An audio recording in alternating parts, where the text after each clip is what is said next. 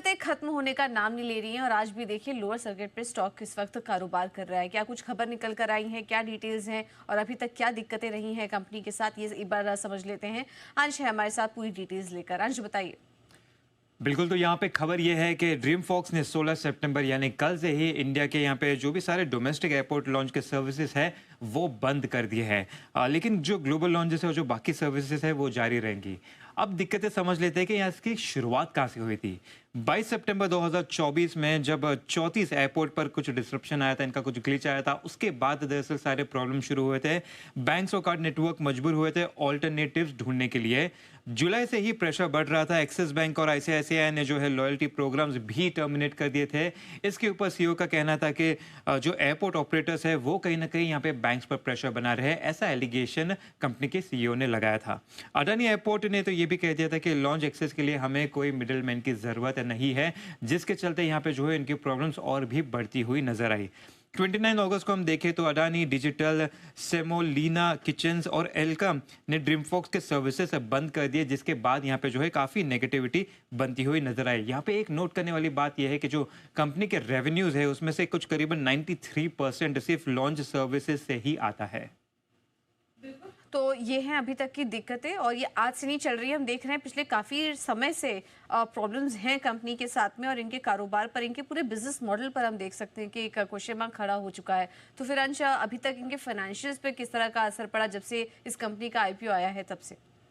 बिल्कुल, यहाँ पे इतिहास से शुरुआत से ही शुरू करते हैं। आईपीओ की बात करें तो इसका आईपीओ आया था अगस्त 2022 में। उस समय अगर हम देखें तो प्राइस बैंड जो है 308 रुपए से लेके 326 रुपए के आसपास तक था, ये बैंड था। लेकिन लिस्टिंग जो हुआ 505 पे हुआ, यानी 55% का प्रीमियम। उसके बाद हम देखें तो स्टॉक ने अच्छी खासी तेजी दिखाई, ऑल टाइम हाई भी कुछ 847 के आसपास छूता हुआ नजर आया।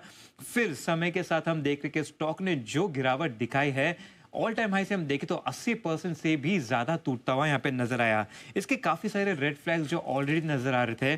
FY23 से अगर यहाँ पे हम देखें फिनेंशियल्स, तो सेल्स का 50% तो ट्रेड रिसीवेबल में ही अटका हुआ है। रेवेन्यूज देखें तो 29% CAGR से ग्रो हुआ, लेकिन पैट देखें तो सिर्फ 15% CAGR से ग्रोथ होता हुआ नजर आया। वही हम यहाँ पे देखें तो नेट कैश फ्लो जो है गिरता हुआ रहा। यहाँ पे बैड डेट जो है वो भी राइट ऑफ होते रहे, जिसकी वजह से यहाँ पे दिक्कतें बढ़ती हुई नजर आई। FIDI का यहाँ पे हम पोजीशनिंग भी देखें तो FII जो है पहले 5.35% पे थे, वो गिर के इनकी जो होल्डिंग है सीधे 1% से भी नीचे यानी 0.98% पे आती हुई दिखी। वहीं DI की भी बात करें तो 9.23% से गिर के 4 क्वार्टर में ही सीधे 3.49% पे आके अटक गई।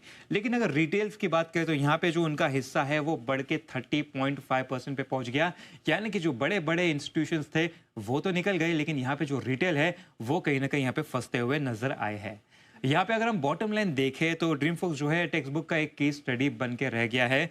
यहाँ पे आईपीओ पे बम्पर लिस्टिंग हुई, यानी कि अग्रेसिव ग्रोथ स्टोरी बनी।